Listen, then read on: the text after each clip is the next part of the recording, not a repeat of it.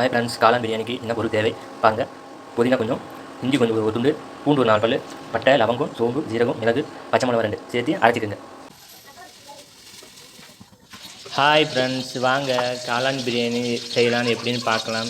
குக்கரை வச்சுக்கோங்க. அடுப்பு மேலே 2 ஸ்பூனு எண்ணெயை ஊற்றிக்குங்க. ஊற்றினது பிரிஞ்சி இலை, மராட்டி மொக்கு, அன்னாச்சிப்பூ, கடல் பாய்ச்சி கொஞ்சம் போட்டுங்க. ஏலக்காய் ஒன்று போட்டு பொரிஞ்ச உடனே அதில் பெரிய வெங்காயம் 2 வெட்டி வச்சதை போட்டு சேர்த்துக்குங்க. அது வதங்கின உடனே ஒரு கைப்பிடி அளவு புதினா, பட்டை 1, லவங்கம் 4, சோம்பு பெரிய 1 ஸ்பூன், ஜீரகம் 1 ஸ்பூன், மிளகு 4, பச்சை மிளகா 2 போட்டு நல்லா நான் மிக்சியில் அரைச்சி அதையும் எண்ணெயில் சேர்த்துக்குங்க.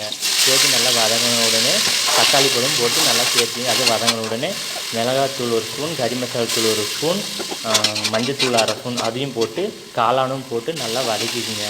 வதங்கின உடனே ஒரு ஆளாக்கு பிடிக்கி 2 படி தண்ணி அதை அளந்து ஊற்றி அதில் நல்லா கொதி வந்த உடனே அரிசியை களைஞ்சி வச்ச அரிசியை அதில் போட்டு நல்லா கிளறி விட்டுட்டு தேவையான அளவுக்கு உப்பு போட்டு பார்த்துட்டு 3 குக்கர் மூடி போட்டு 3 விசில் விட்டு இறக்குனீங்கன்னா காளான் பிரியாணி ரெடி.